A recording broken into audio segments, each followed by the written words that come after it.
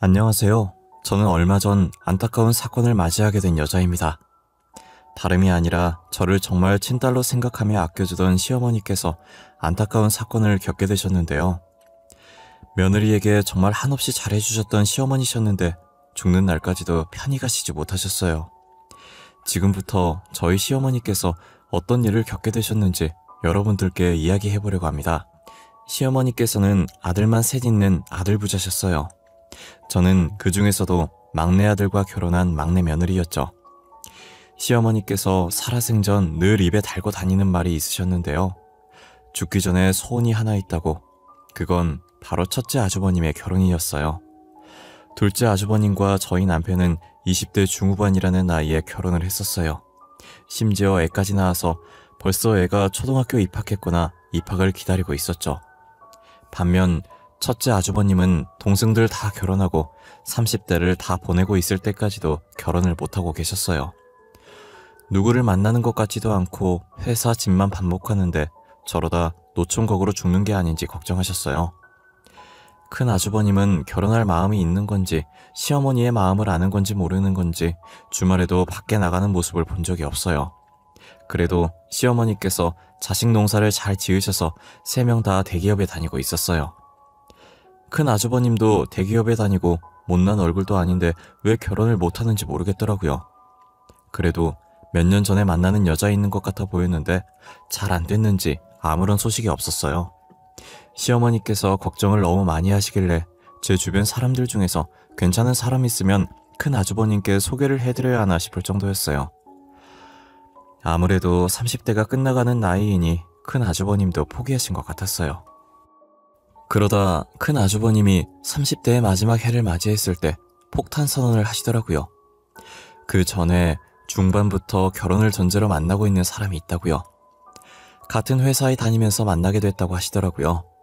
그 말을 들은 시어머니는 너무 좋아하시고 저희는 놀랬어요.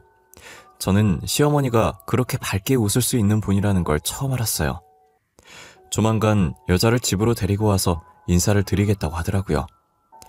저희는 큰 아주버님이 큰 형님 되실 분 데리고 올 때 시댁에 안 가려고 했어요. 그런데 시어머니께서 젊은 사람은 젊은 사람이 봐야 한다고 와달라고 부탁을 하시더라고요. 그래서 남편은 두고 저 혼자 시댁으로 가서 큰 형님 되실 분을 봤었어요. 큰 형님 되실 분은 저희가 초면이라 어색할 법도 한데 어머님 하면서 애교도 부리고 싹싹 하시더라고요. 분위기 풀어보려고 노력도 많이 하고 시어머니 도와주려고 시어머니 뒷공무니를 졸졸 따라다니는 게 제가 보기엔 별다른 점은 찾지 못했고 단면만 봤을 땐 괜찮아 보이더라고요. 시어머니도 그런 큰형님의 모습에 이뻐하고 마음에 들어하시는 것 같았어요. 저도 나빠 보이진 않아서 결혼하셔도 잘 살 것 같다고 말씀드렸었어요. 그렇게 두 사람은 결혼했고 한동안은 잘 사는 듯해 보였거든요. 하지만 두 사람 사이만 좋았지 시댁과의 사이는 좋지 않았어요. 결혼 후 큰형님의 성격이 점점 변해가고 있다는 것이 느껴졌거든요. 시간이 지날수록 결혼 전 인사드리러 왔을 때 싹싹했던 큰형님의 모습은 찾아볼 수가 없었죠. 큰형님은 저희 시어머니를 늘상 무시하고 면박을 주기 시작했어요. 시어머니께서는 어딜 가도 무시당할 분이 절대 아니시거든요. 젊었을 시절 교사가 직업이었을 만큼 공부도 잘하셨고 항상 며느리들을 친딸처럼 잘 챙겨주시거든요.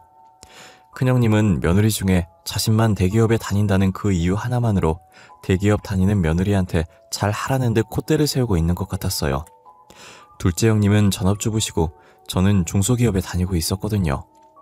큰형님은 시어머니가 무슨 말을 하든 틀렸다면서 자신이 가르치려고 들었어요. 사소한 것 하나까지도 틀렸다고 달려들기 바빴어요. 큰형님은 시어머니를 무시하는 것에서 끝나는 게 아니라 시댁 전체를 무시했어요.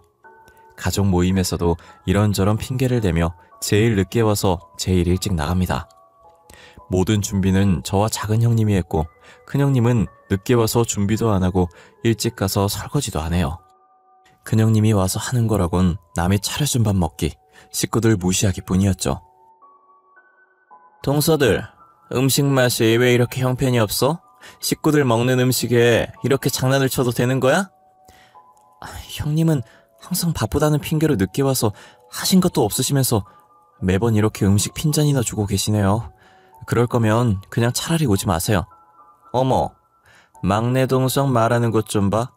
어디서 막내가 싸가지 없이 큰형님 말하는데 토를 달아? 아, 못 배워서 그런가? 못 배운 티 좀 내지 마. 진짜 쪽팔려. 형님은 다른 교육은 많이 배우신 것 같은데 예절 교육은 안 배우셨나 봐요. 청학동 예절 교육 신청해드릴까요? 형님한테 꼭 필요하신 것 같은데. 순하디 순한 시댁 식구들 중에 큰형님께 유일하게 이빠른 소리 하는 건 저뿐이었어요. 괜히 큰형님한테 말 걸었다간 나이 더 많은 아주버님이나 작은 형님이 좋은 소리 못 들을 거라는 걸 알기 때문에 일부러 말을 잘 걸지 않아요. 솔직히 어린 사람한테 훈계질 당하면 얼마나 기분이 나쁘겠어요. 하지만 저는 어차피 나이도 어리고 서열도 낮으니 막말해도 그러려니 하거든요. 오히려 제 이빠른 소리로 화가 나는 건 큰형님이시죠. 그래서 저는 큰형님이 시비 거시면 똑같이 하고 싶은 말 다 하고 살았어요. 제가 큰형님 말에 맞받아치면 듣고 있던 시어머니와 둘째 아주버님 내외는 푹 하면서 웃어요. 보통 어린애한테 당하면 자존심 상해서 시비 안 걸 텐데 큰형님은 더 달려들더라고요. 또 제 성격이 누군가 저를 밟으면 밟은 대로 가만히 밟히고 있는 성격이 아니거든요. 그런 제 성격을 큰형님께서 제대로 건드는 사건이 있었어요. 어머님이 욕실 청소를 하시다가 미끄러지는 바람에 꼬리뼈를 살짝 다쳐서 병원에 입원한 적이 있었어요. 작은 아주버님은 중요한 미팅 때문에 늦게 오셨고 저희 남편은 지방 출장 가서 당일에 병원에 못 왔어요. 작은 형님은 죽으라 소식 듣자마자 병원에 가 계셨고 저는 일 마치는 대로 바로 갔었어요. 큰형님과 큰아주버님은 뭐가 그리 바쁜지 병원비랍시고 꼴랑 20만 원 보내고 안 왔더라고요. 제가 또 한 소리 하려는데 시어머니께서는 괜찮다고 차라리 얼굴 안 보는 게 더 낫다고 말리시는 거예요. 다행히 그 다음 날이 주말이라서 저랑 작은 형님이 번갈아 가면서 시어머니 병간호를 했어요. 그런데 웬일로 일요일 저녁에 큰형님이 친히 병원까지 행차를 하셨더라고요. 그러더니 누워있는 시어머니께 대뜸 한다는 말이 어처구니가 없었어요. 어머님, 그렇게 굳이 뭐하러 화장실 청소하겠다고 설쳐요, 설치길. 나이를 그 정도로 드셨으면 가만히 있는 게 상책이에요, 어머님. 하나 때문에 가족들 다 하고 이게 뭐예요? 야, 말이면 단 줄 알아? 아픈 사람 앞에서 뭐? 설쳐? 얘 진짜 정신이 제대로 나갔네? 당장 어머님한테 사과 안 해? 너 평소에 무식하다는 말을 입에 달고 다니는데 진짜 무식한 건 너야. 너 방금 뭐라 그랬어? 야? 너? 정신은 네가 나간 거 아니니? 어디 하늘 같은 형님한테 고작 막내 나부랑이가 야, 너 거리고 있어. 형님? 형님 같아야 나도 형님 대접을 해주지. 그따위로 행동하면서 형님 대접은 받고 싶니? 넌 양심도 없어? 대접받고 싶으면 대접받을 만한 행동을 해. 하여튼 요즘 애들은 싸가지들이 없어. 시어머니는 본인 분수도 모르고 설치고 막내라는 애는 이렇게 대바라져서야 원. 저는 큰형님이라는 작자의 머리털을 다 뽑아주고 싶은 심정이었으나 작은 형님이 제 앞을 막아섰어요. 큰형님은 말리는 작은 형님과 발악하는 저를 팔짱 낀 자세로 쳐다보더니 그러고 있는 꼴이 한심하고 우스워 보인다며 비웃는 거예요. 그러더니 시어머니께 돈 보낸 거 확인했냐고 큰아주버님이 하도 보고 오라고 해서 억지로 온 거라면서 괜찮아 보이는 것 같으니 가보겠다면서 끝까지 염장을 지르더라고요. 불러 세워서 한 소리 더 하려다가 작은 형님이 제게 눈짓하고 고개를 좌우로 흔드시길래 참았어요. 큰형님이 가고 시어머니께서도 큰형님이 더 있어봤자 스트레스만 받고 도움 안 된다고 그냥 가서 이 자리에 없는 편이 마음 편하다고 하더라고요. 그 뒤로는 큰형님도 큰아주버님도 시어머니의 병실에 머리카락 하늘 보이지 않으셨어요. 시어머니께서는 나이가 있으신지라 꼬리뼈 아무는 시간이 오래 걸려 꽤 긴 병실 생활을 한 후 퇴원하고 다시 예전처럼 평범한 일상으로 돌아갈 수 있었어요. 저는 이대로 시어머니께서 건강하게 오래오래 사셨으면 좋겠다고 생각했어요. 하지만 제 바람과 다르게 시어머니는 하루하루 빠르게 늙어가기 시작하셨고 없던 건망증도 생기더니 무언가를 잊는 게 일상이 되어버렸어요. 작은 형님과 저는 그런 시어머니의 모습을 보면서 단순 노화가 아니면 어쩌지 하는 생각에 병원에 안 가려는 시어머니를 억지로 모시고 검사를 받았어요. 제발 치매만 아니길 바라며 검사 결과를 기다리는데 검사 결과는 암담하게도 치매였어요. 시어머니는 자신이 치매라는 소리를 듣고 충격을 받으셨는지 실어증까지 걸리신 거예요. 아무것도 말하고 싶지 않아 하셨고 급기야 밥도 드시지 않으려고 하셨어요. 아직 치매 증상이 심한 정도가 아니라서 괜히 시댁 식구들이 걱정할 것 같아 시어머니의 치매 소식을 알리지 않았어요. 작은 형님이 계속 시댁에 가서 시어머니를 살피셨고 저도 퇴근 후 작은 형님과 시어머니를 살폈어요. 그러다 시어머니의 증세가 점점 심해지고 더 이상 가족에게 숨기기가 힘들어지더라고요. 이러다가 무슨 일이 생길 것만 같아서 요양원이라도 모시고 보살피는 게 나을 것 같은 거예요. 그래서 작은 형님과 저는 가족들에게 시어머니의 치매 소식을 알리기로 했어요. 여보, 작은 아주버님, 놀라지 말고 들어주세요. 지금 어머님 상태가 좋지 않아요. 요즘 들어 깜빡하는 증세가 심해지는 것 같아서 검사를 받았더니 치매라고 하시더라고요. 뭐? 치매라고? 우리 어머니가 치매에 걸렸다는 말이야? 그럼 우리 못 알아보는 거야? 상태가 얼마나 안 좋은 건데 우리한테 자세히 좀 말해봐봐. 아직은 우리를 알아보시긴 하시는데 저번에 물 올려놓고 깜빡하고 장 보러 가셔서 시댁 홀라당 태워먹을 뻔했어. 게다가 어머님이 집 비밀번호 생각 안 나셔서 집 앞에서 울고 계셨고. 어머님 언제부터 그랬어? 당신 요즘 계속 어머니 집 가더니 그 이유 때문이었던 거야? 그럼 꽤 오래됐단 말인데 왜 우리한테 말 안 했어? 우리한테 말했어야지. 그땐 작은 형님이랑 내가 보살피면 될 정도로 증상이 심하지 않았었고 괜히 당신이랑 작은 아주버님이 일 때문에 스트레스 받으시는데 어머니까지 걱정하실까봐 그랬지. 남편은 시어머니께서 치매에 걸렸다는 제 말을 듣고 흥분을 해서 눈을 크게 뜨더니 왜 어머니 일을 자식인 본인에게 말하지 않았냐며 제게 마구 쏟아내기 시작하더라고요. 작은 아주버님은 남편 뒤에서 불만 가득한 표정으로 저와 남편을 보고 계시는 거예요.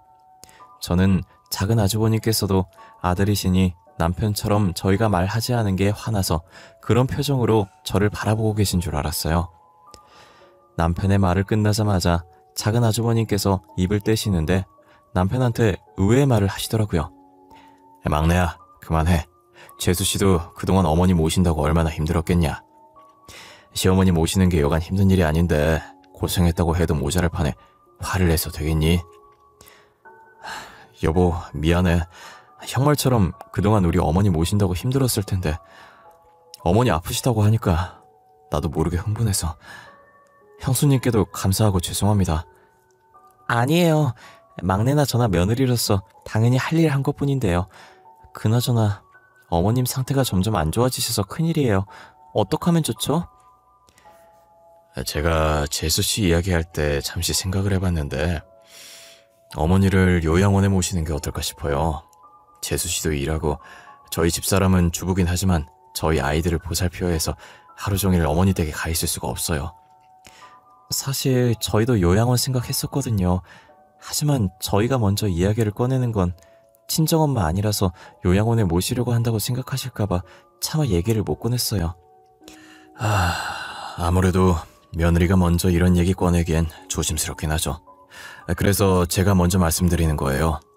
솔직히 요즘 현대인들이 얼마나 바빠요. 일하랴 육아하랴 요양원도 잘 되어 있으니 괜찮을 겁니다. 그건 형 말이 맞아. 요즘 요양원 되게 잘 되어 있더라. 그래도 불안하다 싶으면 우리가 퇴근하고 어머니 찾아가서 조금이라도 말벗 대어드리면 괜찮지 않을까? 저는 작은 아주버님께서 먼저 시어머니를 요양원에 모시자는 얘기를 하실지 몰랐어요. 아무래도 며느리가 먼저 시어머니를 요양원에 보내는 게 어떻겠냐고 시댁 식구들에게 얘기를 하면 역시 친딸이 아니라서 시어머니 요양원에 보내려고 한다고 생각할 것 같아서 선뜻 말하지 못했거든요. 작은 아주버님은 저희가 그런 사람이 아니라는 것을 충분히 잘 아시고 그동안 저희에게 수고했다며 그 정도면 충분하다고 시어머니를 요양원에 모시자고 하시더라고요. 작은 형님과 저는 시어머니께서 편하게 지낼 수 있는 요양원을 열심히 알아봤어요. 아무래도 친어머니 같은 분이시라 최대한 친절하신 분들이 계신 요양원에 모시고 싶었거든요. 그렇게 2주 정도 요양원을 알아본 후 저희가 심사숙고해 선택한 요양원에 시어머니를 모셨어요. 병실에 누워있는 시어머니를 보는데 작은 형님과 저는 괜히 죄송해서 눈물이 나려고 하는 거예요. 저희가 죄송한 표정으로 서 있자 시어머니는 남의 집 자식들인 며느리를 힘들게 할까봐 걱정이었는데 요양원에 와서 다행이라고 이제 편하게 지낼 수 있겠다고 말씀하시더라고요.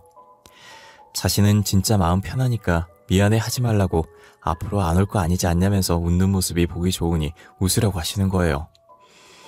그 말에 형님도 저도 시어머니께 자주 오겠다고 웃어 보였어요.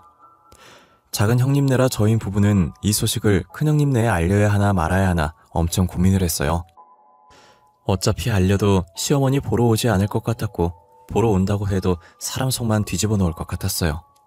하지만 작은 아주머님께서 그래도 제일 맞은데 그러는 거 아니라면서 자신이 연락해놓겠다고 하더라고요. 저희는 솔직히 큰형님네가 시어머니를 보러 올 거라는 기대도 하지 않았어요.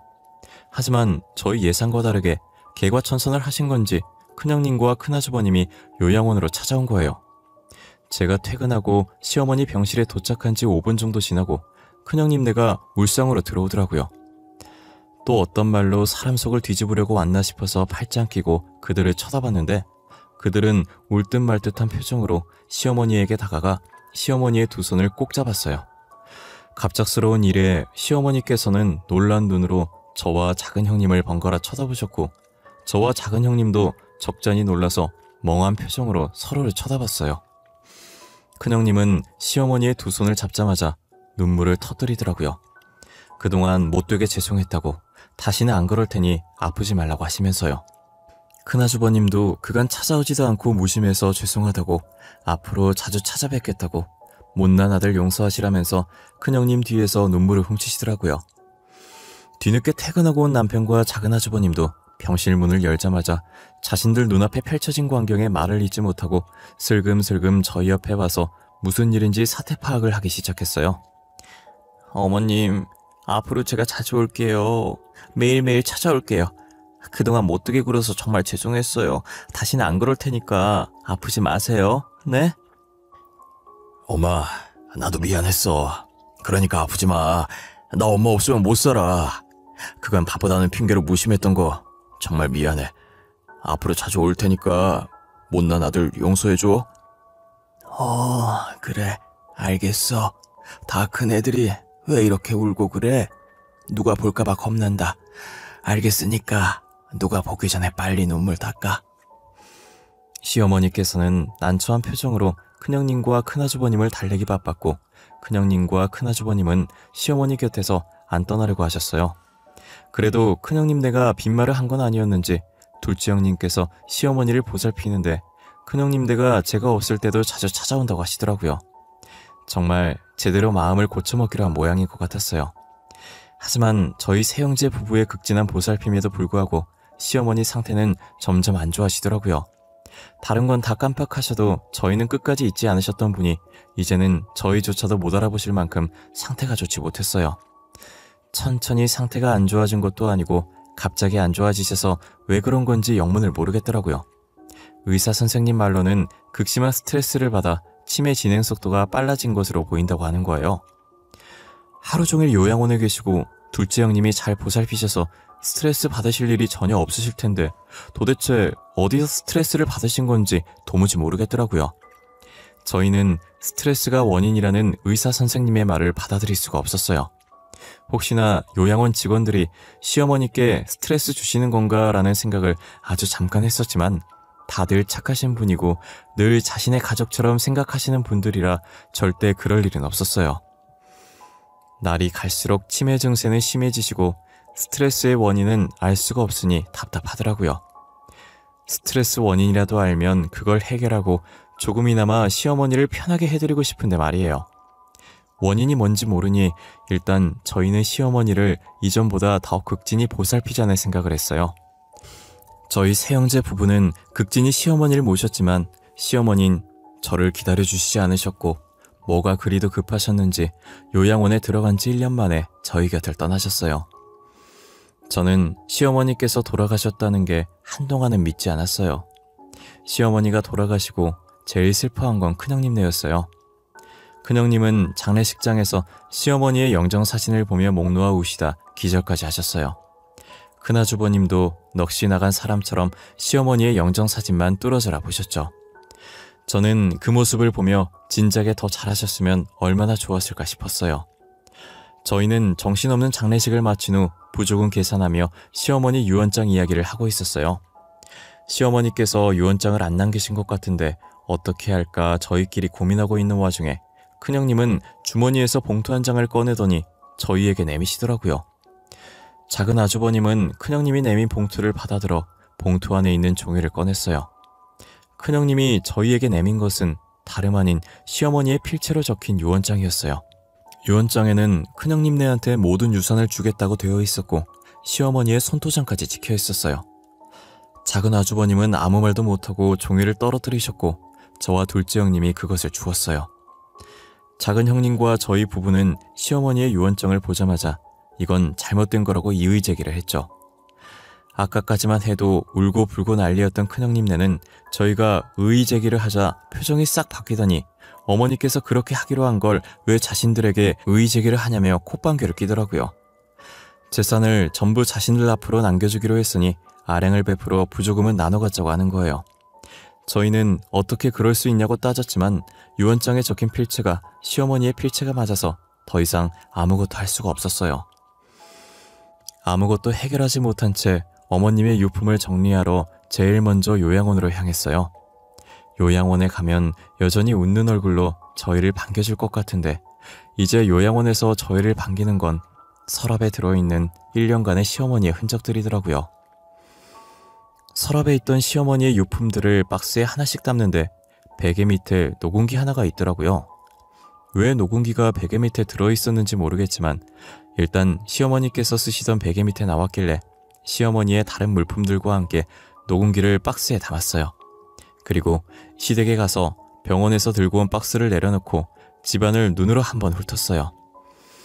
시어머니께서 시집 오시고 추억이 많이 담긴 이 집에서 한 번도 이사를 가지 않았다고 하셨었는데 집안을 훑어보며 그 말이 생각나서 이 집이 꼭 시어머니 같다는 생각에 눈물이 났어요. 흐르는 눈물을 닦고 다시 시어머니의 유품을 정리하기 시작했어요. 곳곳에서 새형제가 어릴 때 쓰던 물건들이 하나둘씩 나오기 시작하더라고요. 저도 오랜만에 보는 카세트 테이프를 반가운 마음에 같이 있던 카세트 플레이어에 넣고 재생시켰어요. 새형제의 옹알이부터 가족들 앞에서 노래자랑 한 것까지 추억들이 이 카세트에 다 들어있었어요. 한창 카세트를 틀다가 문득 병원에서 들고 온 녹음기가 생각나는 거예요. 저는 과거의 새형제가 그 녹음기 안에 들어있지 않을까 하는 마음에 재생시켰어요. 눈물을 흘리며 듣고 있었던 저는 녹화되어 있던 어떤 여자의 음성이 스피커로 흘러나오자 놀라서 소리를 지르며 녹음기를 던지다시피 떨어뜨리고 말았어요. 녹음기에서 흘러나왔던 여자 목소리의 주인공은 큰형님이었어요. 저는 입을 틀어막고 녹음기에서 나오는 소리를 듣고 있었고 요양원 잔금 결제 후 뒤늦게 온 작은 형님이 입을 틀어막고 있는 저를 보고 왜 그러냐며 놀라다가 어디선가 들려오는 소리에 같이 입을 막았어요. 알고 보니 시어머니의 치매 진행 속도를 빠르게 만들었던 스트레스 원인이 큰형님이었어요. 녹음기에 들어있는 파일이 죄다 몇 시간씩 되는 걸 보아하니 시어머니께서 정신이 있을 때 켜서 정신이 없을 때의 상황을 녹음 후 다시 정신이 돌아오셨을 때 끝인 것 같았어요. 녹음기 속 큰형님은 작은 형님께 심부름을 시키더니 작은 형님이 병실을 나가자마자 본래 큰형님으로 돌변해서 시어머니께 악담을 쏟아붓더라고요. 정신이 온전치 못한 시어머니의 귀에 대고 당장 유언장을 작성하라고 모든 재산을 첫째에게 넘겨주겠다고 하라고 매일같이 시어머니를 조여왔던 거예요. 언제 죽을지도 모르면서 왜 유언장을 아직 작성하지 않냐고 얼른 유산 첫째한테 주겠다고 하라고 했죠. 시어머니는 정신없는 와중에도 쓰면 안 된다는 걸 인지하셨는지 계속 싫다고 왜 그러냐고 발버둥 치셨어요. 큰형님은 시어머니를 조여오다 작은 형님이 돌아오시면 아무 일 없었던 것처럼 시어머니를 보살피는 척했어요.